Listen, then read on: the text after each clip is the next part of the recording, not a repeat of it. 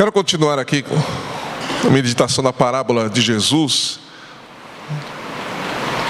em Lucas capítulo 10, o bom samaritano. Então talvez seja uma das parábolas mais conhecidas de Jesus. Eu quero ler então novamente, todo esse trecho aqui de Lucas 10, a partir do verso 25, para nós pensarmos num outro aspecto a respeito dessa parábola.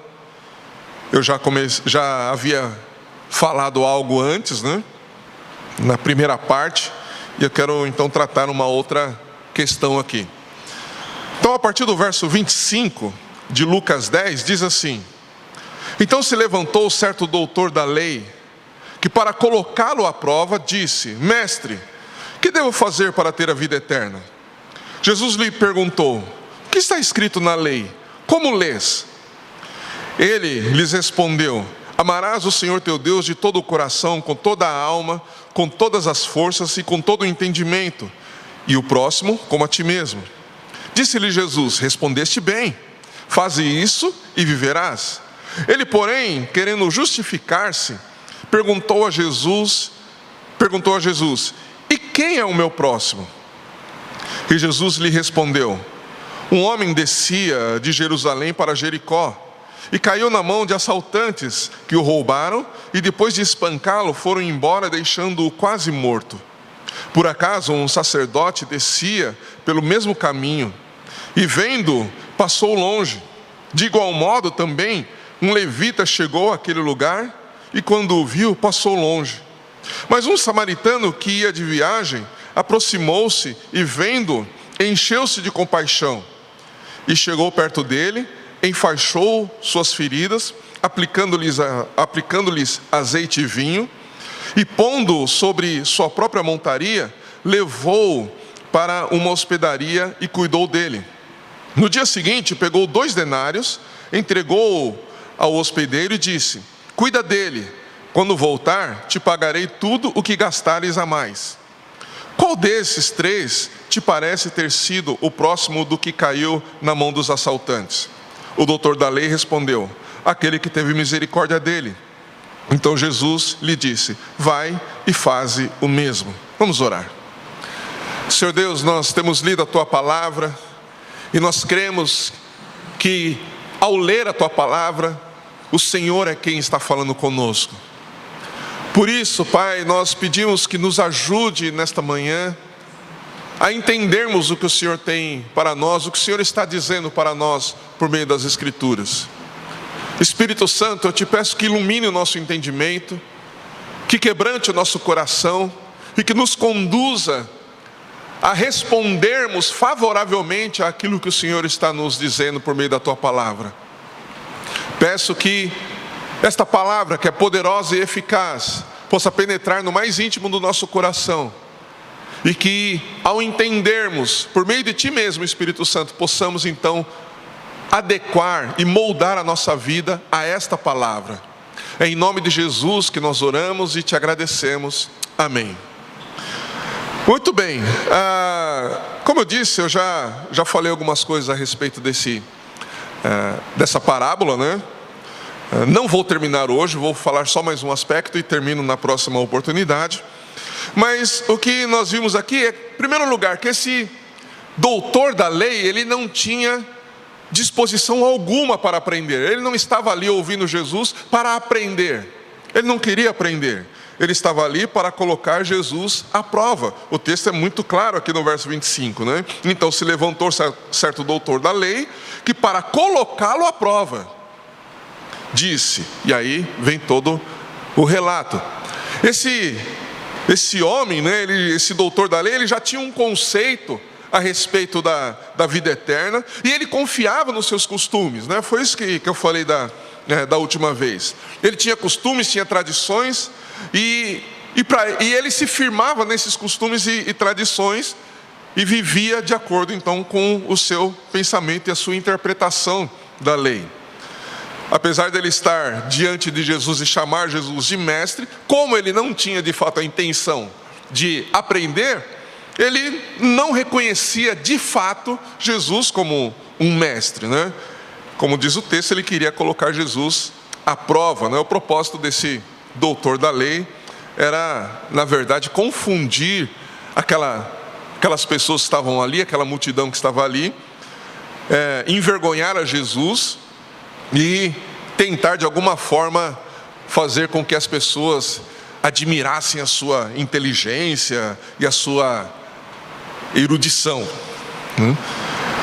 Mas Jesus conhecia o coração daquele homem, assim como conhecia o coração de todos aqueles que se aproximavam dele.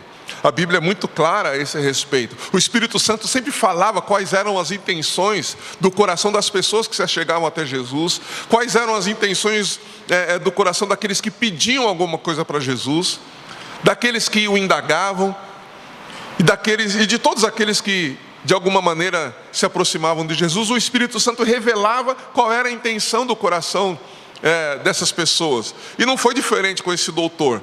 Jesus sabia o que estava ali no coração dele, no íntimo do coração dele, e Jesus também sabia como esse doutor interpretava a lei.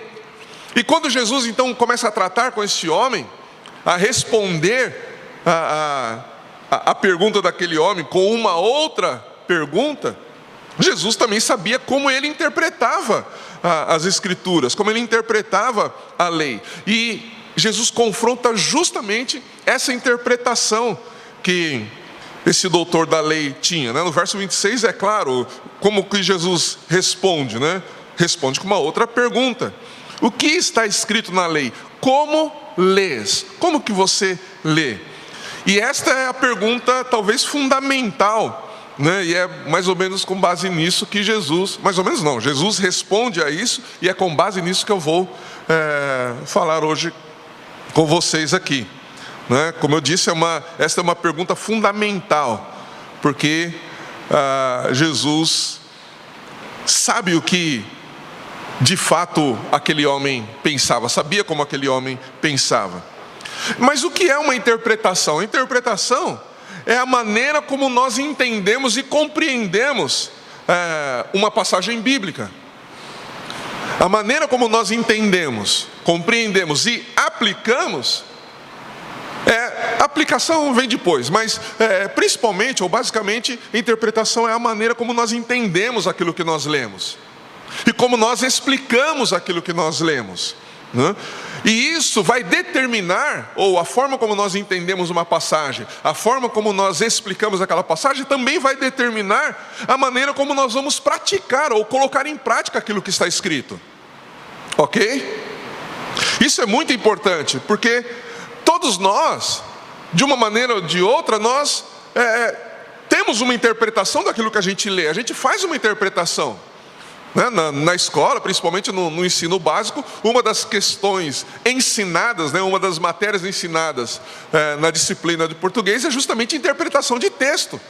É você ler, entender aquilo que está escrito, procurar compreender como o autor e qual era a intenção do autor ao escrever aquele texto, e aí então você explica com base em toda essa análise. Nas Escrituras não é diferente, mas acontece o seguinte, que a maneira ou a forma como nós podemos interpretar as Escrituras não é outra senão somente por meio do Espírito Santo. Porque, como eu disse, e nós costumamos dizer aqui constantemente, a Bíblia é a palavra de Deus, é Deus falando conosco, é o próprio Deus falando conosco. Mas Ele não fala e deixa as coisas para a nossa própria interpretação. Ele mesmo nos ajuda a entendermos o que Ele deixou escrito. Se nós não dependermos do Espírito Santo para entendermos o que está escrito, nós faremos a nossa própria interpretação, e a nossa interpretação nos levará então a praticar de acordo com aquilo que a gente mesmo entendeu. Mas nós somos falhos.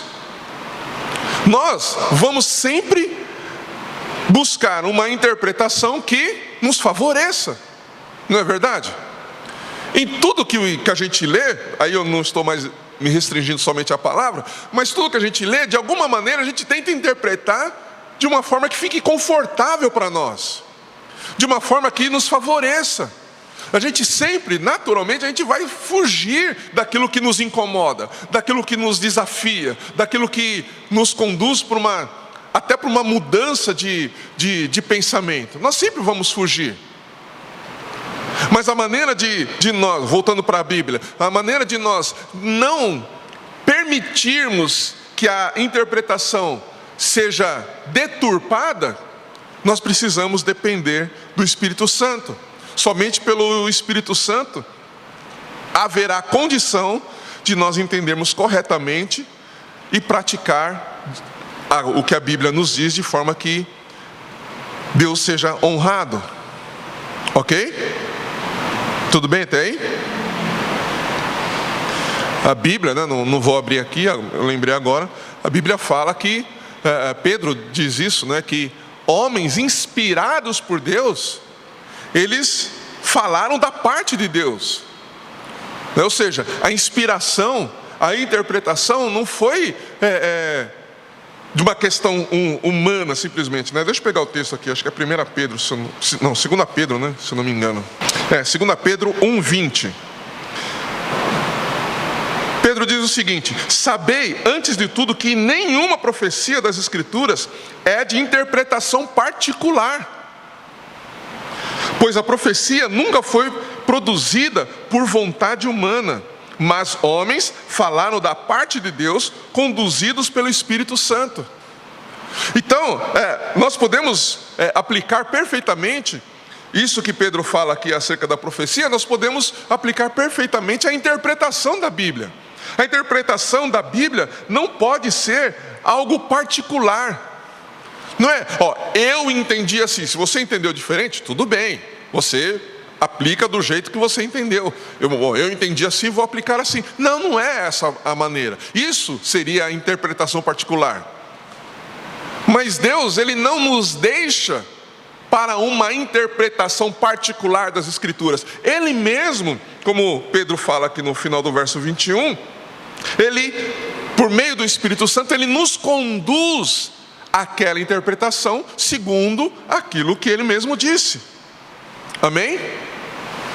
Tudo bem até aí?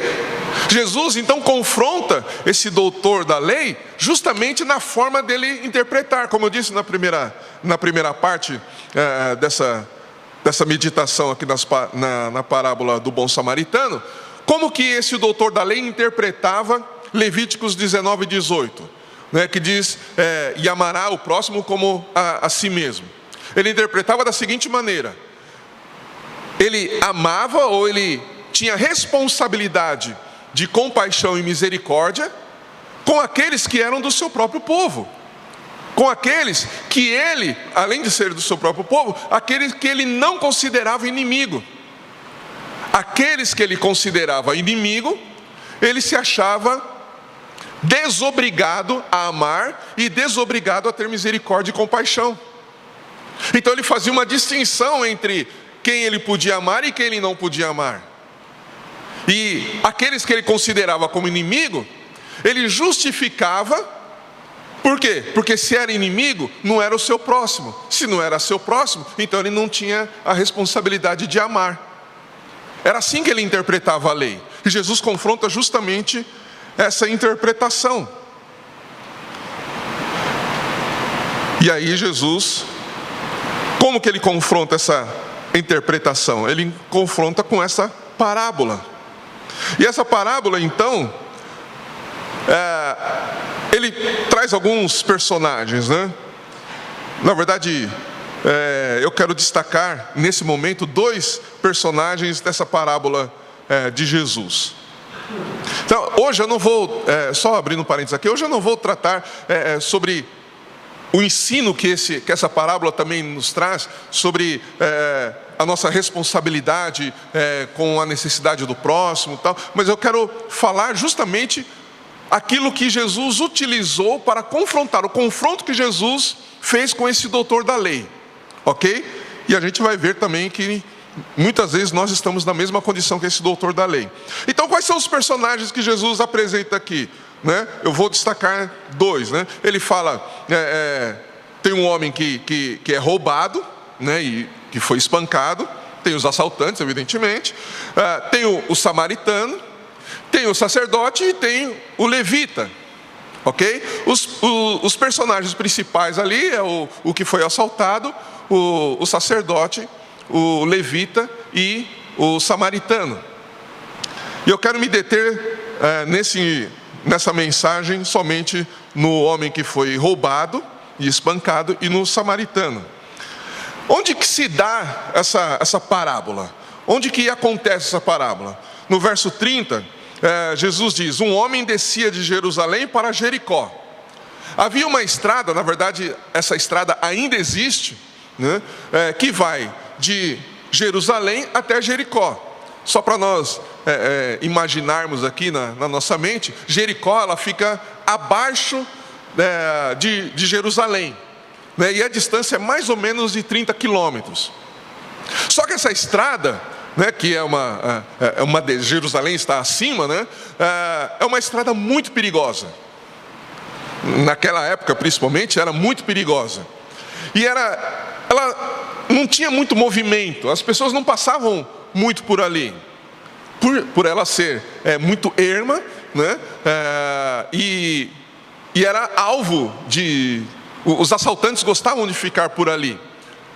Por isso que ela era perigosa. Não é perigosa porque ela era muito sinuosa, né? Não era isso. É porque ela tinha muitos lugares onde as pessoas podiam se esconder e os ladrões ali, os assaltantes, faziam muitas emboscadas. Agora, essa estrada era pouco usada, a não ser quando tinham algumas festas em Jerusalém. Então o movimento crescia muito.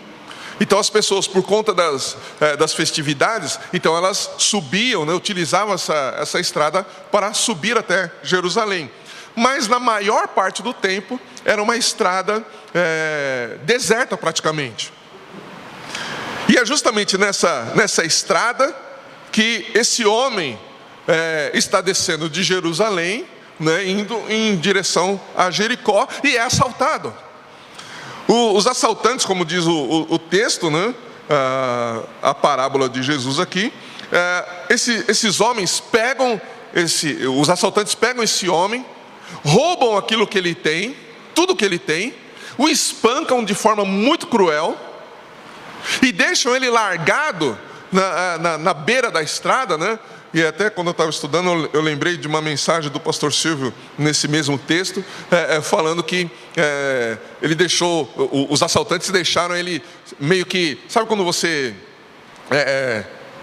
tem tipo quase que uma ribanceira assim, e joga ele meio não estava muito à vista ali na estrada, né, no caminho, né? Mas estava visível, de alguma forma ele estava visível. E aí então esses assaltantes roubam esse homem e deixam ele ali praticamente nu, todo ensanguentado, e quem olhava para ele podia chegar à conclusão que ele estava morto. Essa foi a condição que esses assaltantes deixaram esse homem. E aí então, na parábola, Jesus fala que depois de um certo tempo, vamos lembrar sempre que era uma estrada tipicamente deserta, né, que as pessoas dificilmente passavam por ali. Então a distância entre uma pessoa e outra, passando por aquela estrada, era muito grande. Então aquele homem passou ali, foi assaltado e foi largado lá. Muito tempo depois, então passa quem? O sacerdote. O sacerdote passando por ali, ele olha para aquele homem, né, meio de longe, e não para, segue sua viagem. Mais um longo período passa um levita, né? Eu não vou me deter aqui a questão muito a questão do sacerdote e do levita, né? Isso eu vou fazer numa outra oportunidade. Mas muito tempo depois passa então um levita, que da mesma forma como o sacerdote agiu, ele também age. Ele vê aquele homem, na verdade ele vê aquele corpo, né? Na cabeça dele era um corpo, porque para eles já estava morto, e passa de largo, né? Até meio que se afasta e segue sua viagem. Agora, por que esse sacerdote, ou quais as razões, né, desse sacerdote e desse levita terem essa atitude? Por que eles não pararam? Por que eles não deram atenção? Por que eles não foram ver qual era a real situação daquele homem? Uma das razões, e talvez a principal dela, é porque esse homem de fato parecia estar morto. E segundo a lei, alguém que tocasse em um cadáver se tornaria impuro. E tanto esse sacerdote como esse levita, na sua espiritualidade, na sua religiosidade, eles não queriam se tornar impuros. Para eles, na interpretação deles, inclusive, se até a sombra deles tocassem em algo morto, em uma pessoa morta, eles já se consideravam impuros. Por isso que provavelmente eles também não só não pararam, como se distanciaram do local onde estava aquele homem, para nem a sombra deles tocar naquele corpo, naquele suposto corpo, e eles não ficassem impuros. Se isso acontecesse, eles teriam que cumprir com todo aquele ritual de 7 dias de purificação, tal. Então, tanto o sacerdote como os levitas, eles evitavam esse tipo de contaminação, e evitavam a todo custo, porque eles não queriam macular a sua espiritualidade. Afinal de contas, era um sacerdote, afinal de contas, era um levita. Mas aí então passa um samaritano. Agora, por que Jesus também usa a figura de um samaritano para não desvendar, mas expor o coração desse doutor da lei? Vamos lembrar sempre que essa parábola Jesus contou para responder e de fato confrontar o coração daquele doutor da lei. E por que Jesus usa a figura de um samaritano? Os samaritanos, eles eram pessoas que os judeus, eles desprezavam e desconsideravam.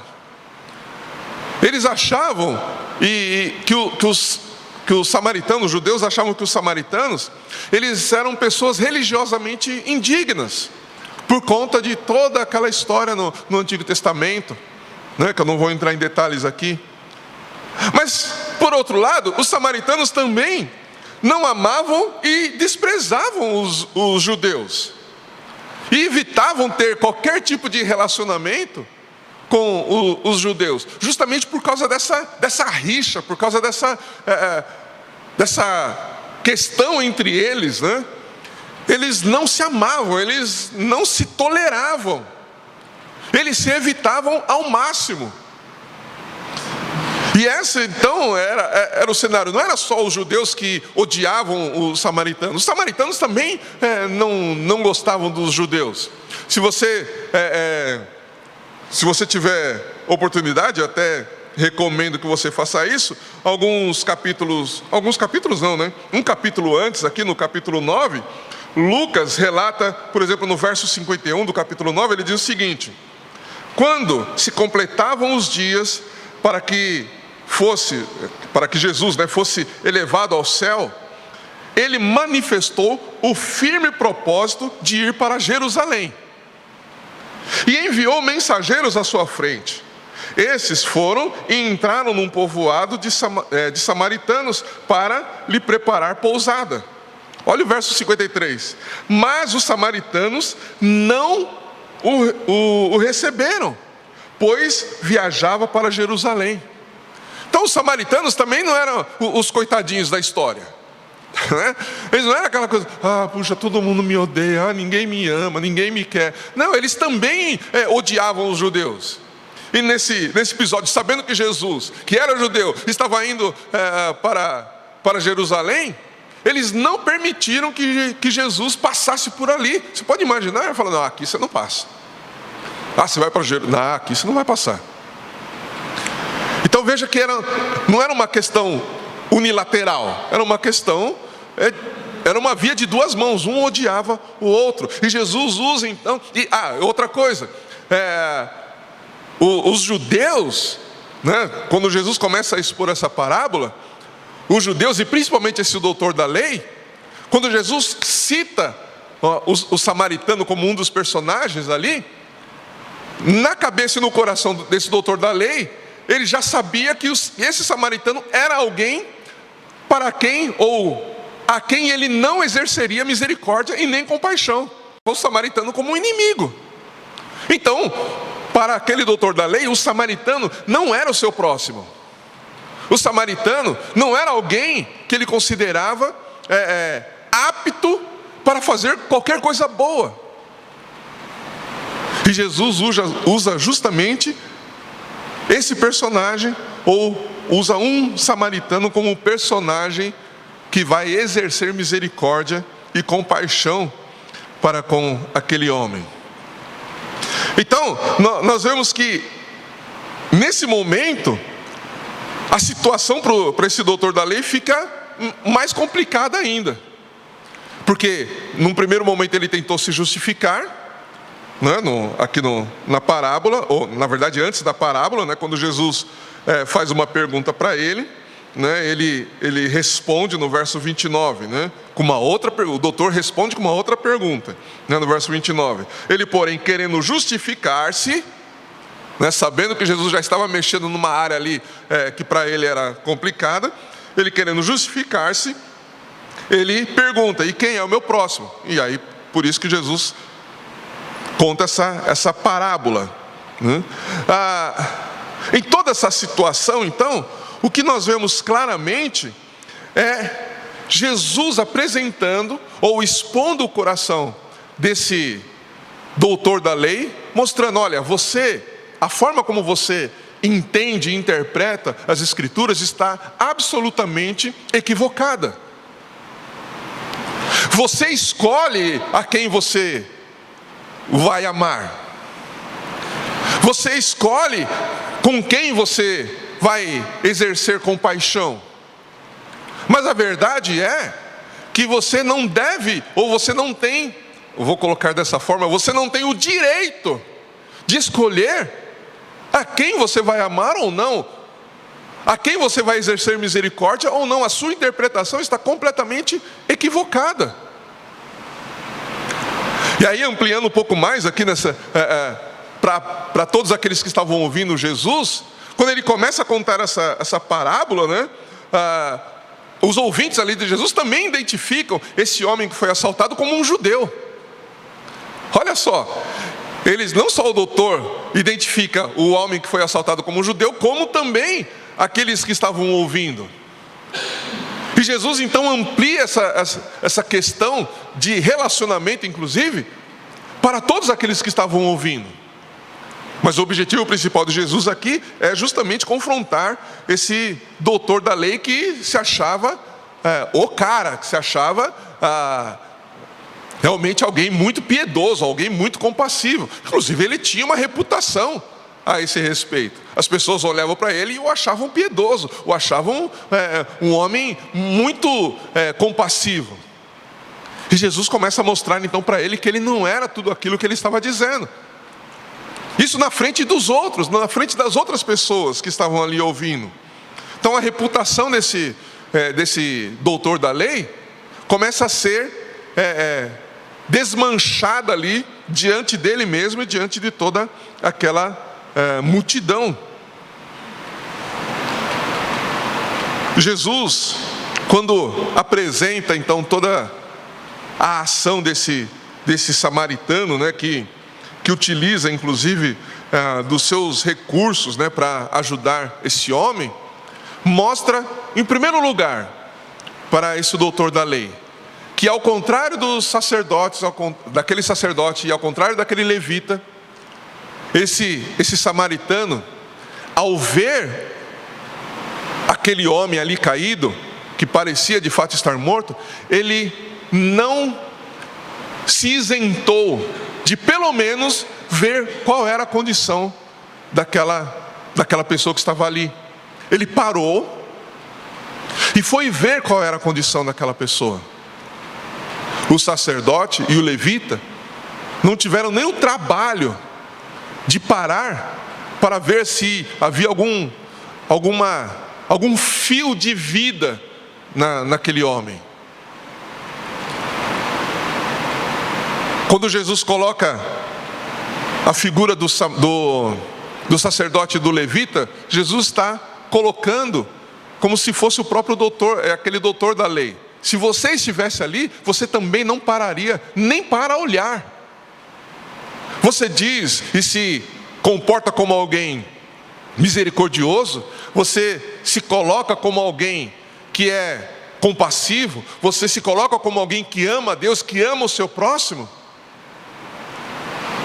Mas você também, se estivesse naquela situação, você nem olharia para aquele homem.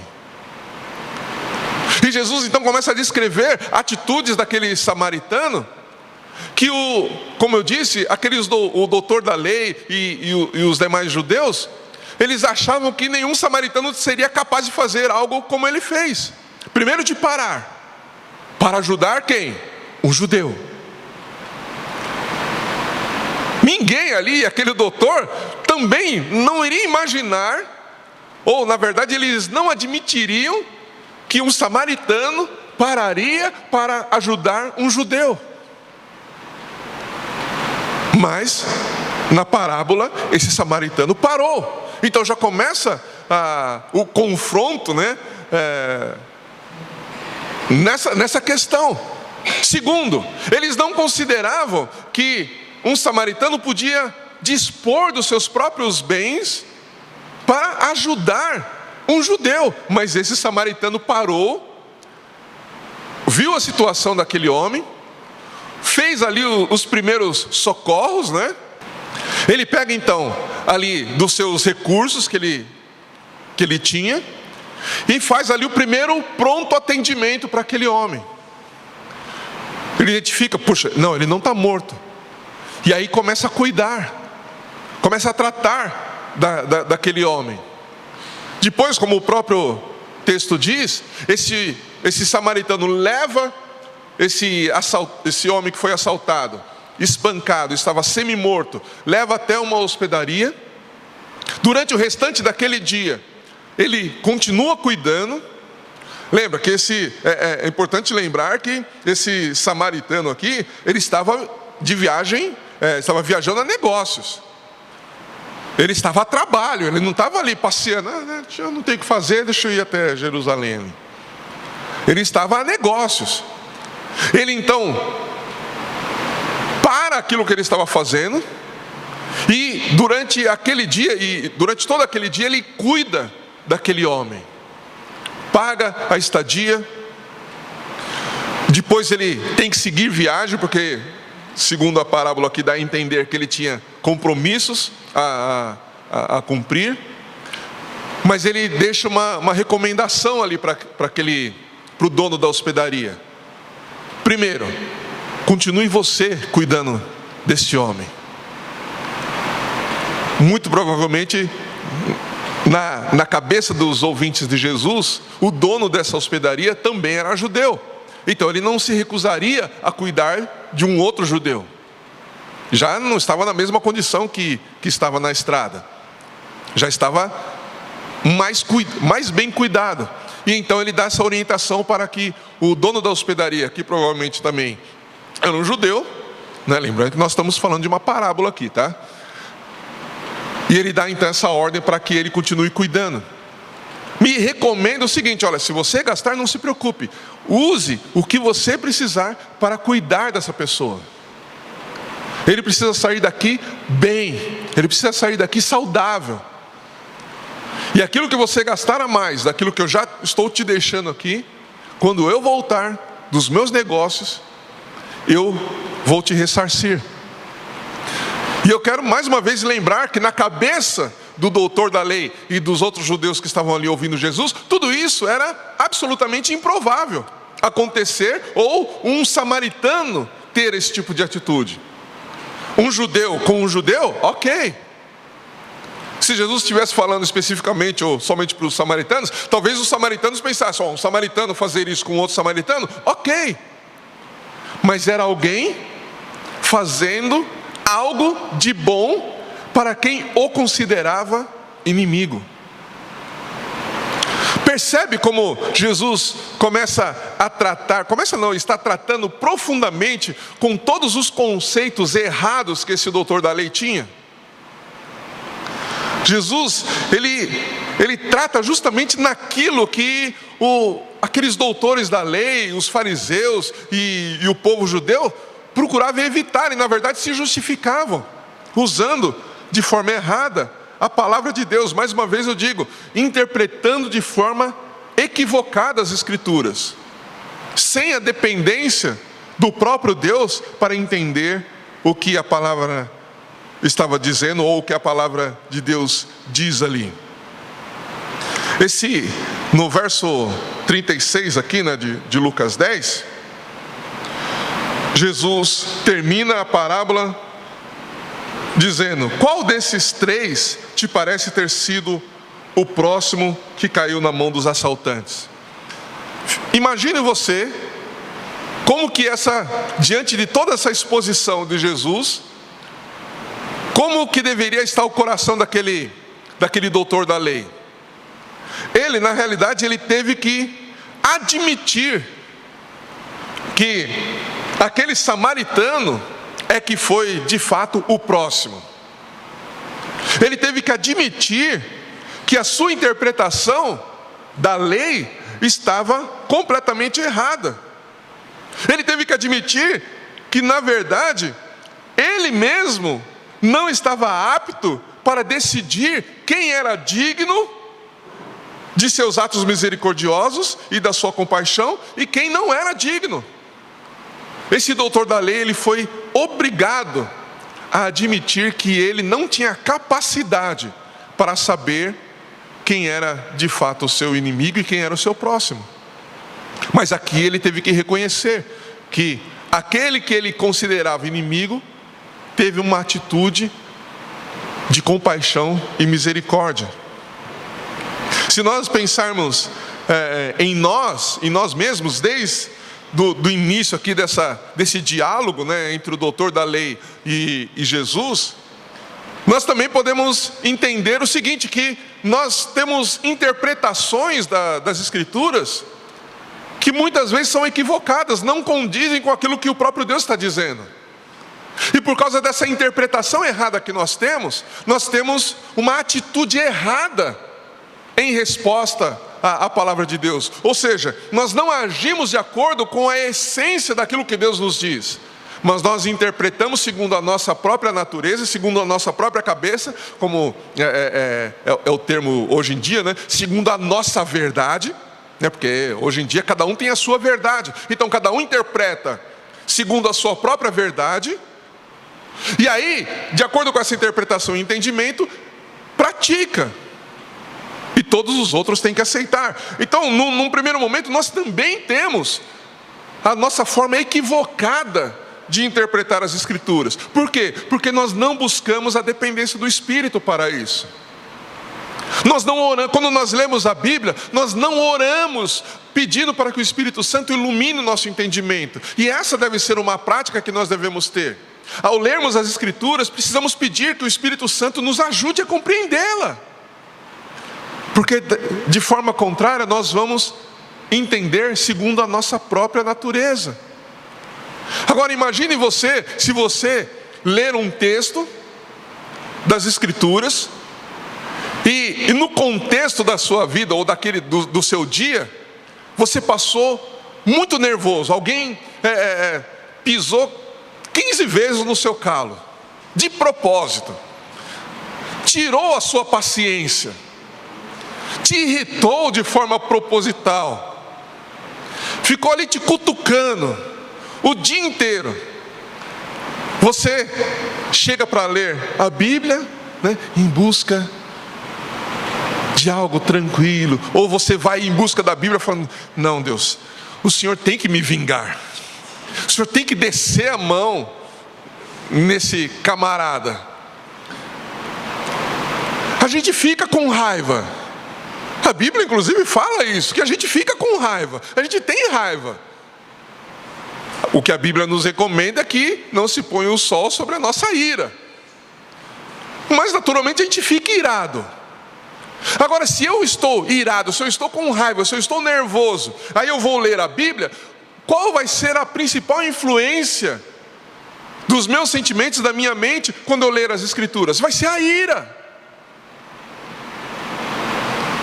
Então, se eu ler um texto que fala que Deus se vinga dos seus inimigos, então, Deus, é isso que eu precisava ouvir. O Senhor vai se vingar dos meus inimigos, o Senhor vai descer 15 raios na cabeça dele. Vou ser bem extremo aqui, né? A pessoa é capaz de orar: Senhor, mata ele, ressuscita e mata de novo, só para ele sofrer bastante. Se a gente está irado, a gente acaba interpretando a Bíblia ou o texto que a gente lê com base na nossa ira.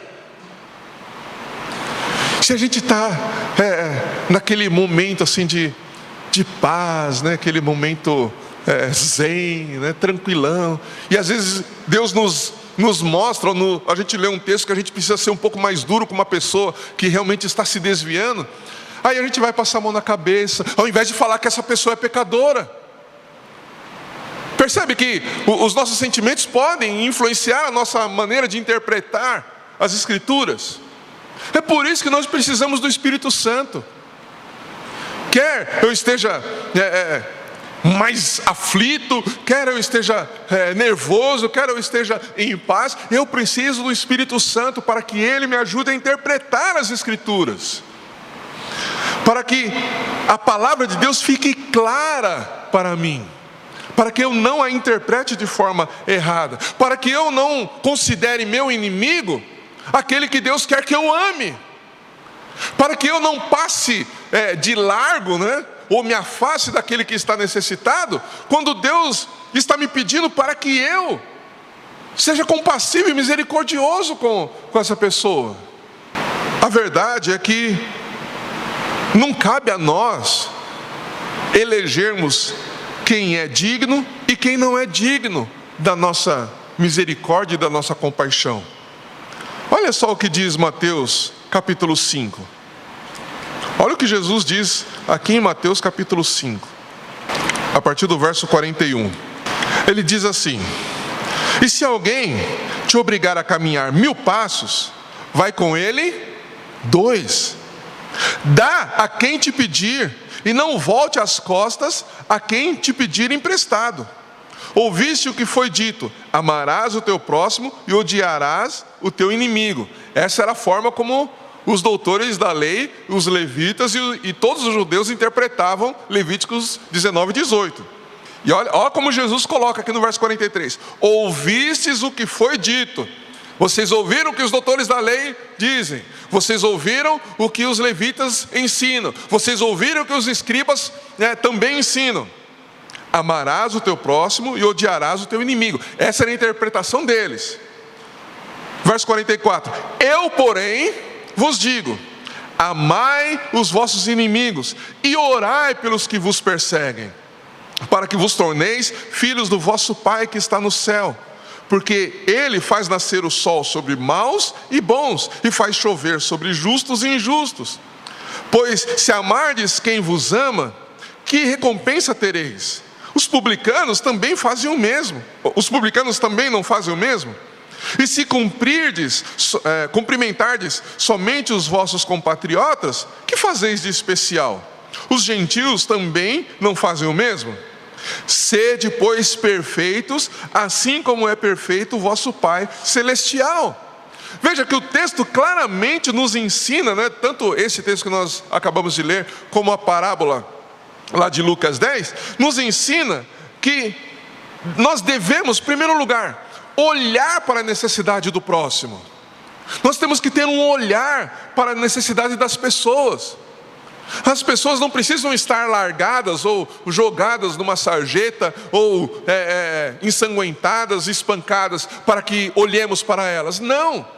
Às vezes a pessoa que está do seu lado, ela tem uma necessidade, e nós precisamos estar predispostos a olhar para a necessidade das pessoas que estão ao nosso derredor.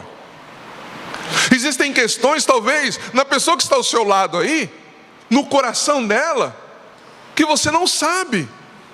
que você não parou para olhar, você não parou para ouvir, você não parou para prestar atenção na necessidade que ela tem.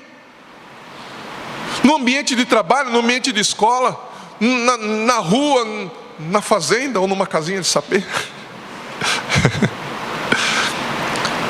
As pessoas têm necessidades e muitas vezes nós não temos um olhar para a necessidade da pessoa. A gente passa de largo. A gente finge que a gente não pode fazer nada. A gente finge que não pode estender a mão.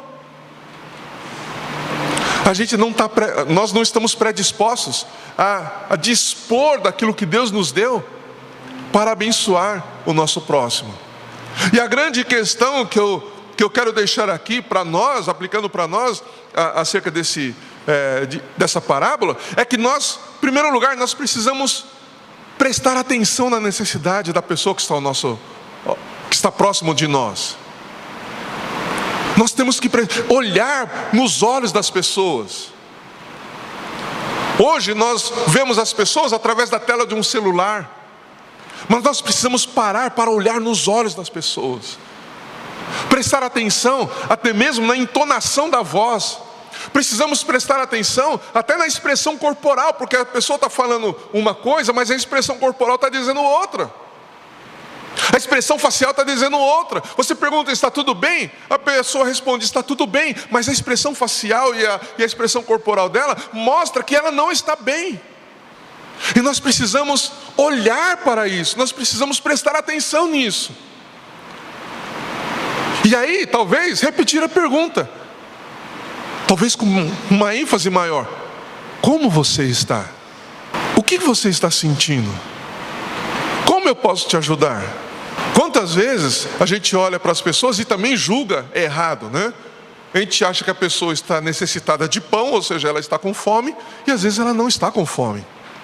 Às vezes ela quer alguém para ouvi-la. Eu já tive essa experiência nas ruas. Se eu não me engano, o pastor Adão também já contou algo semelhante. A gente olha, principalmente para alguém que está em situação de rua, e a gente fala, puxa, a necessidade dela é de comida, então vou dar alguma comida para ela. E às vezes a pessoa não quer comida, ela quer alguém para ouvi-la. Às vezes ela quer um abraço. Mas eu vou abraçar essa pessoa, ela está fedendo. Essa é uma das primeiras questões que eu quero colocar aqui para aplicar na nossa vida. A gente precisa parar, assim como esse samaritano da parábola parou para ver a necessidade daquele homem que estava jogado. Nós precisamos também parar para ver a necessidade daqueles que estão próximos de nós. E não restrito àqueles que fazem parte da nossa família, mas também aqueles que fazem parte do nosso convívio social ou que estão ali transitando junto com a gente em algum local. Então, esse texto, essa parábola, nos confronta também, mostrando isso, que nós precisamos parar para ver a necessidade das pessoas e precisamos estar predispostos para utilizarmos os recursos que nós temos, inclusive recursos espirituais, para ajudar essa pessoa. Voltando ainda já lá para Lucas 10, no verso 37, depois que o doutor da lei responde, na verdade Jesus pergunta no verso 36, qual desses três te parece ter sido o próximo do que caiu na mão dos assaltantes? No verso 37, o doutor da lei responde dizendo, aquele que teve misericórdia dele. Como eu disse, esse doutor teve que reconhecer, teve que admitir que esse samaritano foi quem de fato agiu com misericórdia e compaixão. E aí Jesus então retorna para a pergunta que é semelhante àquela que ele fez no verso 28. O que Jesus perguntou, ou disse na verdade, para aquele doutor da lei no verso 28? Ele disse, vai, ou faze isto e viverás. No final aqui do verso 37, o que Jesus disse? Vai e faze o mesmo. Jesus retorna a resposta para aquele doutor, dizendo, olha, você não está vivendo dessa forma. Agora, você precisa passar a viver dessa forma. Se você realmente quer alcançar a vida eterna, que foi a pergunta que você me fez, você precisa verdadeiramente amar o seu próximo como a si mesmo. Jesus confronta esse homem, e na verdade o texto, a Bíblia não diz se esse doutor da lei se arrependeu ou não, e passou a ter uma nova atitude. Mas a questão é que nós estamos aqui hoje e Deus está falando conosco. Diante de todas as nossas questões, diante de todas as nossas interpretações, diante de todas as nossas falsas justificativas, o que nós vamos fazer? Como nós vamos proceder?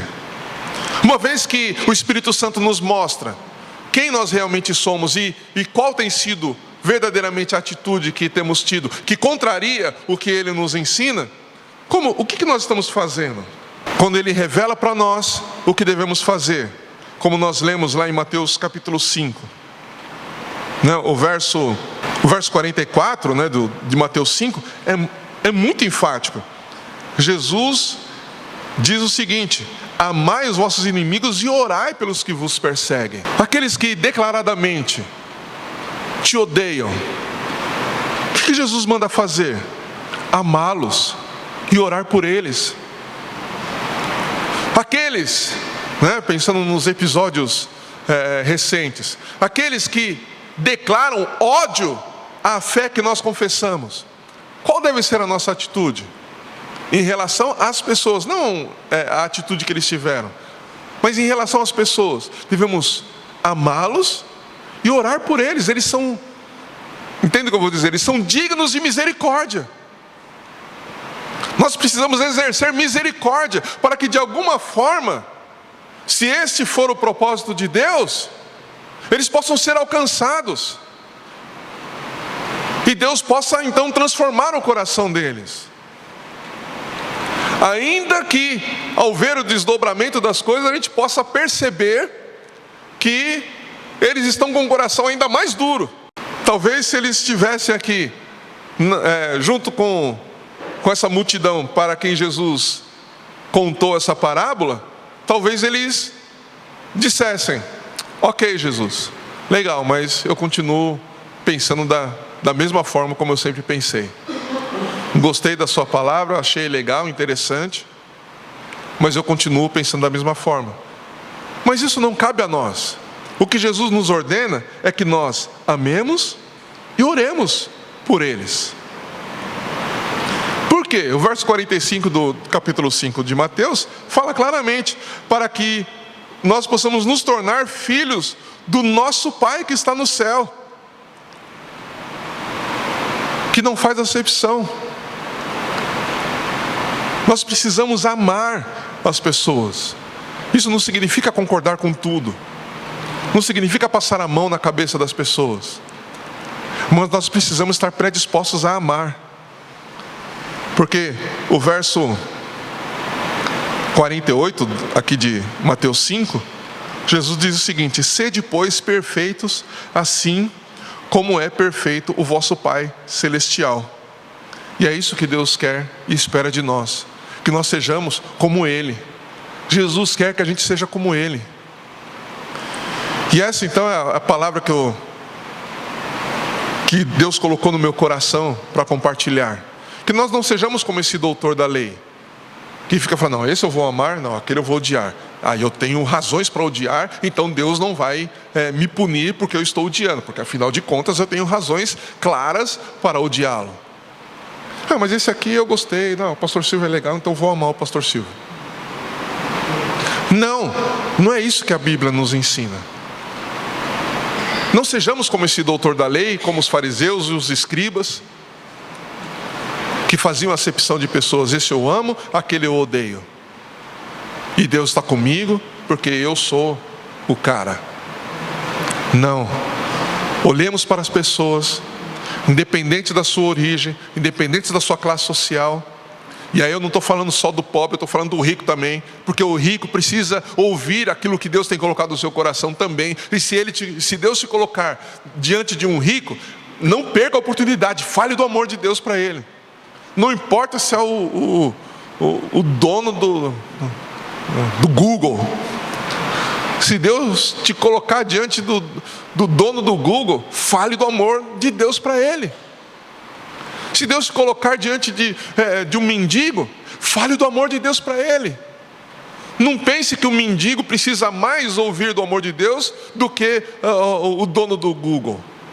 Tanto um quanto o outro precisam ouvir do amor de Deus. E essa deve ser a nossa atitude. Essa deve ser a nossa disposição. Amém? Próxima oportunidade, então, a gente vai falar um pouquinho mais especificamente da nossa responsabilidade em relação àquele que é necessitado. E aí, na próxima oportunidade, eu vou terminar aquilo que eu tenho para falar a respeito dessa parábola. Amém? Vamos colocar de pé, vamos orar.